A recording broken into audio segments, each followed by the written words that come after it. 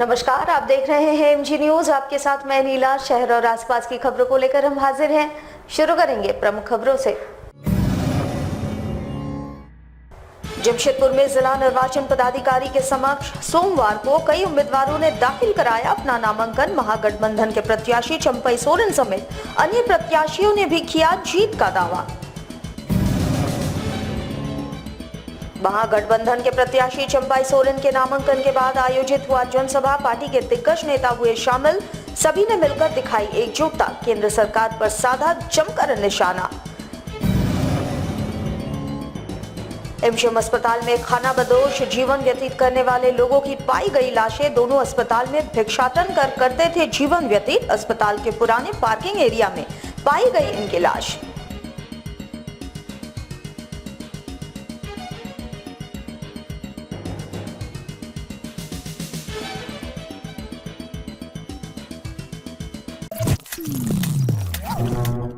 अब खबरें विस्तार से। जमशेदपुर में जिला निर्वाचन पदाधिकारी के समक्ष सोमवार को कई उम्मीदवारों ने अपना नामांकन दाखिल करवाया। इसमें महागठबंधन के उम्मीदवार चंपई सोरेन तथा अन्य पार्टियों के नेता तथा निर्दलीयों ने अपना नामांकन दाखिल किया। गाजे बाजे के साथ महागठबंधन के प्रत्याशी चंपई सोरेन जिला मुख्यालय पहुंचे, जहां उन्होंने जिला निर्वाचन पदाधिकारी को अपना नामांकन पत्र सौंपा। इस दौरान उन्होंने अपनी जीत का संपूर्ण दावा किया। उन्होंने मीडिया से बातचीत में कहा कि महागठबंधन इस बार अपनी जीत दर्ज कराएगी, इसमें कोई शक नहीं है। इन्होंने कहा कि पिछले 5 वर्षों में देश को नोटबंदी, जीएसटी, स्कूल विलय और काले धन वापसी के नाम पर केवल जुमले ही मिले हैं और अब जनता इससे त्रस्त हो चुकी है। इस कारण महागठबंधन भारी मतों से विजयी होगी और देश हित में कार्य करेगी।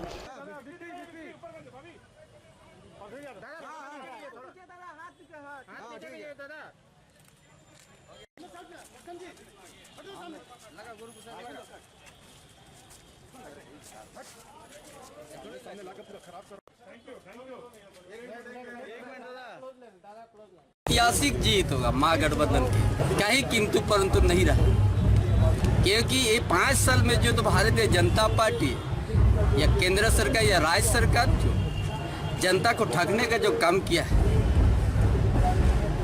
जनता का कभी लाइन में रोड में भी लाद दिया है नोटबंदी से,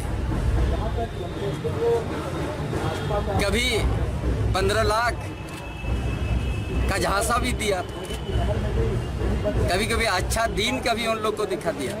सब फेल हुआ, विफल हुआ। अभी बीजेपी के पास कोई मुद्दा नहीं रहा है, ना उसको बेरोजगार का ख्याल है, ना किसानों के प्रति ख्याल है, ना मजदूर के प्रति ख्याल है, ना विद्यार्थी के प्रति उनका ख्याल। सब चीज पे फेल हो चुका है। वहीं दूसरी ओर एसयूसीआई पार्टी की तरफ से भी पानमणि सिंह ने अपना नामांकन जिला निर्वाचन पदाधिकारी को सौंपा। इन्होंने भी अपनी जीत का दावा करते हुए कहा कि देश में विकास पिछले 5 वर्षों में ठप पड़ा हुआ है और इनके पार्टी का एक ही उद्देश्य है कि देश का विकास हो, जिस कारण पार्टी चुनावी मैदान में है।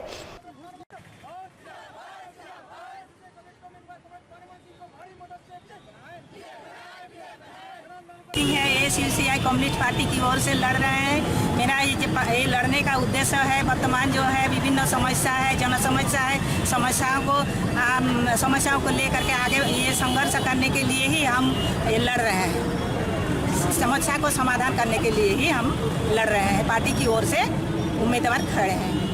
वहीं युवा क्रांतिकारी पार्टी की तरफ से आनंद कुमार पत्रोलेख ने भी अपना नामांकन जिला निर्वाचन पदाधिकारी को सौंपा।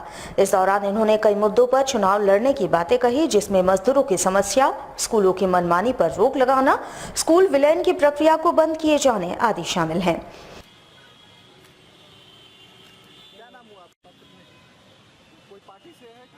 मेरा जो चुनावी जो मैनिफेस्टो है वो इस प्रकार है। देश भर में 50,000 सिक्योरिटी गार्ड जो है, जिनको बिना सरकारी वेतन दिए, मानदेय दिए, बोनस, पीएफ इत्यादि लागू नहीं होता है, उसके लिए हम लोग आंदोलन करेंगे। दूसरा बात है, सरकारी स्कूल का जो विलय प्राइवेट में हो रहा है, उसके लिए मुद्दा है मेरा। शराबबंदी के लेके हम लोग का मुद्दा है, जो शराबबंदी झारखंड में होना चाहिए। स्कूल का मनमाना जो फीस है उसके लिए है। वहीं इनके अलावे दूसरे और पार्टियों तथा निर्दलीय चुनाव में लड़ने वाले प्रत्याशियों ने भी अपना नामांकन जिला निर्वाचन पदाधिकारी को सौंपा, साथ ही अपनी जीत का दावा पेश किया।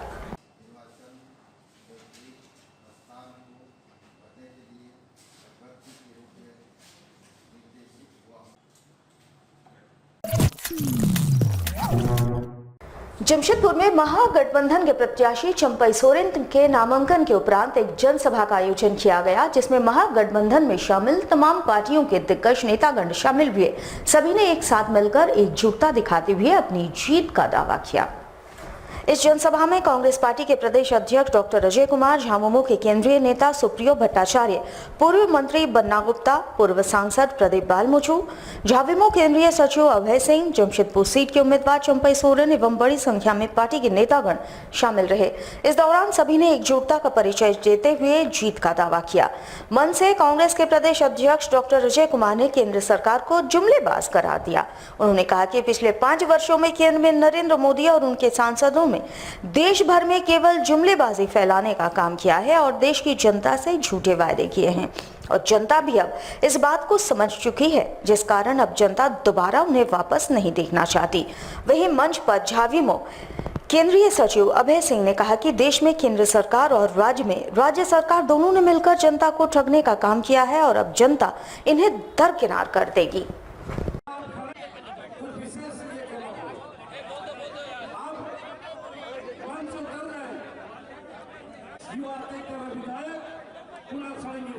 लोग इस क्षेत्र के सबको बात समझ में आ गया कि मोदी जो है, मोदी जी और भारतीय जनता पार्टी ठग है। अब शहर के लोग को समझिए, मकान टूटेगा, मजाक नहीं कर रहा हूं, बात मेरा से शुरू करेगा, मकान टूटेगा, बेरोजगारी बढ़ेगी। और चंपाई जी ने कहा था कि हम एक आदमी को भी जो है टाटा स्टील हो या कोई भी कंपनी हो, एक दुकान को तोड़ने नहीं देंगे। बोले थे क्या? कोलान का टाइगर ने बोला था कि नहीं? तो इसी शब्दों के साथ महागठबंधन के जितने भी लोग हैं, जितने भी कार्यकर्ता हैं, ये समझिएगा कि आप शिबू सोरेन जी हैं, हेमंत सोरेन जी हैं, राहुल गांधी जी हैं। ये समझिएगा कि आप लालू यादव जी हैं और इनको जिताइए। और सिर्फ इसके लिए मत जिताइए क्योंकि हम कह रहे हैं, जिताइए यदि आप अपने भविष्य के लिए चिंता कर रहे हैं। हमको तो छोड़ दो यार, अपने भविष्य के बारे में अगर तनिक से भी चिंता है, अपने मकान बचाना है, अपना घर बचाना है, अपना जो है बच्ची और बीवी का इज्जत बचाना है, तो महागठबंधन के सबसे मजबूत प्रत्याशी जाकर मुक्ति मोर्चा का चंपई सोरेन जी को विजय कीजिए। आपका रघुवर दास को डंके की चोट पर नरेंद्र मोदी हटाएंगे। बोले जब तुम अपने क्षेत्र को नहीं जिता पाए तो तुम झारखंड में क्या जिताओगे? इसलिए हम आपसे कहना चाहते हैं, मैं आप बिरसा नगर के लोग, बागुनहाटू के लोग, नागा डोंगरी के लोग, छाया नगर के लोग, रामनगर के लोग, शहर के लोगों को मैं आगाह करना चाहता हूं, मैं यह बताना चाहता हूं, बार बार भारतीय जनता पार्टी के लोग इस बात के मुखालफ करते हैं कि शहर में वोट हमारा होगा। अरे भैया, शहर में वोट झंडा तुम्हारा होगा लेकिन वोट हमारा होगा। सकता हूं, लोग डर के मारे, सत्ता के डर के मारे, बंदूक के डर के मारे, लाठी के डर के मारे, राइफल के डर के मारे और यहाँ तक खाकी वर्दी के डर के मारे लोग झंडा तो पकड़ लेंगे इस बार, लेकिन अंदर की आत्मा से जब 12 मई को मतदान होगा तो चंपई सोरेन के पक्ष में होगा, दूसरे के पक्ष में होगा। जमशेदपुर के एमजीएम अस्पताल में सोमवार को 2 खानाबदोश जीवन व्यतीत करने वाले लोगों की लाशें पाई गई। ये दोनों अस्पताल में ही भिक्षाटन कर अपना जीवन व्यतीत करते थे। सोमवार सुबह पुराने पार्किंग एरिया में इनकी लाश पाई गई। ये दोनों व्यक्ति ही खानाबदोश जीवन व्यतीत करते थे और अस्पताल परिसर में ही कचरा चुनकर तथा भिक्षाटन कर अपना जीवन व्यतीत करते थे। अस्पताल के पुराने पार्किंग एरिया के कोने में ही ये रहते थे। बताया जाता है कि रविवार की देर रात इन दोनों की मौत हो गई। सुबह जब इनकी लाश पार्किंग एरिया में देखी गई तो सभी को इस घटना की जानकारी हुई। अस्पताल में तैनात पुलिस जवान के अनुसार इन दोनों लाशों को पोस्टमार्टम के लिए भेजा जाएगा, जिसके बाद आगे की न्यायिक प्रक्रिया की जाएगी।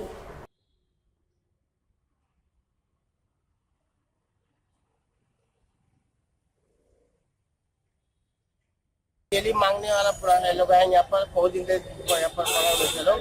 और उसके बाद ये लोग अभी देखा, हम पटोरी दिखते गए थे घूमने ना, तो देखे दोनों गिरा हुआ मरे हुए हैं। उनको ठंडा घर में रखने के लिए साहब को खबर सूचना दे दी है, ठंडा घर में रखवा जाएगा। अब बहुत दिन से इस प्रकार। जमशेदपुर में जहां एक तरफ लोकसभा चुनाव की गर्मी सर चढ़कर बोल रही है, वहीं दूसरी तरफ प्रकृति की गर्मी भी लोगों पर कहर ढा रही है। पारा 40 डिग्री से ऊपर होते जा रहा है। वहीं लोगों को पानी की किल्लत का सामना करना पड़ रहा है। लोग पीने के पानी के लिए भी तरसते नजर आ रहे हैं। ये नज़ारा है जमशेदपुर के घाघेडी क्षेत्र का, जहां लोग पानी के इंतजार में सुबह से कतार में बैठे नजर आ रहे हैं। और शहर के कई इलाकों का हाल भी कुछ ऐसा ही है। क्षेत्र में 100 की संख्या में चापाकल होने के बावजूद बूंद बूंद पानी को लोग तरस रहे हैं। कारण केवल इन चापाकलों का खराब होना है। कुछ चापाकल खराब हैं तो कुछ के पानी भी सूख चुके हैं। अब लोग टैंकर के द्वारा दिए जा रहे पानी सप्लाई पर निर्भर हैं। कुछ निजी संस्था तथा सरकारी माध्यम से टैंकर द्वारा पानी की सप्लाई की जा रही है, लेकिन इतनी बड़ी आबादी के लिए ये कम है। केवल घाघेडी इलाके की अगर बात करें तो यहाँ की लगभग आबादी 1 लाख से ऊपर है और टैंकर के द्वारा दिए जाने वाले पानी से इतने बड़े आबादी को पानी मिल पाना मुश्किल है। जिन चापाकलों से पानी मिल रहा है वो पानी इतना बेकार है कि उसे लोग उपयोग नहीं कर पा रहे हैं। अब यहाँ के लोग इस आशा में बैठे हैं कि सरकारी तंत्र की तरफ से इनके लिए पानी की व्यवस्था की जाएगी।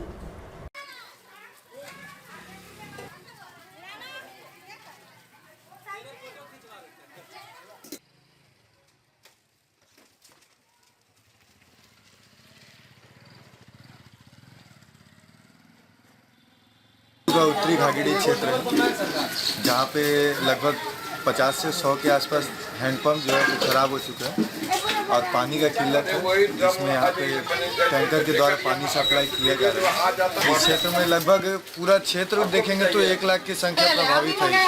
इस क्षेत्र में पानी एक गंभीर और बड़ा समस्या है। लोग दूर दूर से बाल्टी जार लेके आते हैं, जहाँ भी टैंकर पहुँचता है वहाँ से पानी लेते हैं। यहाँ पे जितना भी सरकारी हैंडपम्प है लगभग या तो खराब हो चुका है या तो सूख चुका है। बहुत कम पानी निकलता है और पानी भी जो निकलता है वो लाल होता है, उपयोग के लायक नहीं है।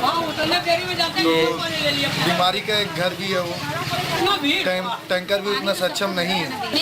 कोई 1 किलोमीटर, कोई 1.5 किलोमीटर, कुछ लोग लोकल भी है, सुबह से गाड़ी लगा हुआ है, भर रहे हैं लोग। जमशेदपुर ब्रह्मर्षि विकास मंच इन दिनों लोकसभा चुनाव में समाज के लोगों को दरकिनार किए जाने से नाराज है और वोट बहिष्कार का मन बना रहे हैं। समाज की एक बैठक में ऐसी बातें सामने आई है, जिसकी जानकारी समाज के लोगों ने एक वार्ता के दौरान दी। वार्ता में मंच के तमाम पदाधिकारी शामिल थे। इस दौरान इन्होंने कहा कि लोकसभा चुनाव में ब्रह्मर्षि समाज के लोगों को दरकिनार किया गया है और उनकी उपेक्षा की जा रही है। इन्होंने कहा कि समाज के लोगों के अंदर रोष व्याप्त है। इन्होंने कहा आम बैठक में ये बातें सामने आई है कि समाज के लोगों को सभी पार्टियों के द्वारा दरकिनार किया जा रहा है और उनके प्रतिनिधित्व को खत्म करने की कोशिश की जा रही है। इस कारण समाज के लोग अब वोट बहिष्कार के बारे में सोच रहे हैं। इन्होंने कहा कि फिलहाल अभी तक इस मामले में कोई निष्कर्ष नहीं निकला है, लेकिन सभी के भीतर रोष व्याप्त है।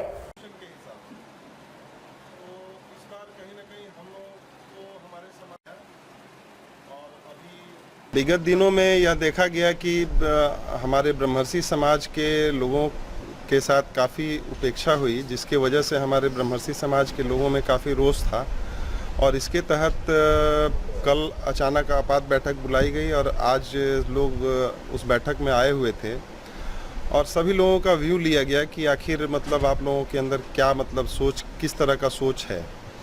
तो अभी हम लोगों ने देखा कि यहाँ पर काफ़ी लोगों में काफ़ी आक्रोश है और लोग तरह तरह की बातें कर रहे हैं कि हर पार्टी के लोगों ने हम लोगों के साथ बहुत उपेक्षा की है और हम लोगों के प्रतिनिधित्व को धीरे धीरे काफ़ी घटा दिया है, जिसकी वजह से लोगों में काफ़ी उदासीनता है चुनाव को लेकर के और कुछ लोग इसका विरोध भी करना चाह रहे हैं। कुछ लोगों ने यह भी प्रतिक्रिया व्यक्त की कि हम लोग नोटा दबाएंगे। इस तरह की बातें जो हैं आ रही हैं। हम लोग कोई निर्णय तो नहीं लिए, परंतु एक बात यह है कि सामाजिक रूप से हम लोग ये बात कहने में बिल्कुल परहेज नहीं करते हैं कि समाज की जो उपेक्षा हुई है इसके वजह से समाज में काफ़ी रोष है। हमारे साथ लगातार जुड़े रहने के लिए आप हमें YouTube पर ज़रूर सब्सक्राइब करें। अगर आपके पास कोई सूचना या समाचार हो या फिर आप हमारे न्यूज़ चैनल में विज्ञापन देना चाह रहे हो तो हमारे स्क्रीन पर चल रहे इस नंबर पर हमारे साथ ज़रूर संपर्क करें। आज के लिए बस इतना ही। कल आपसे फिर मिलेंगे कुछ नई खबरों के साथ। तब तक के लिए MG न्यूज़ की पूरी टीम को दीजिए इजाज़त। नमस्कार।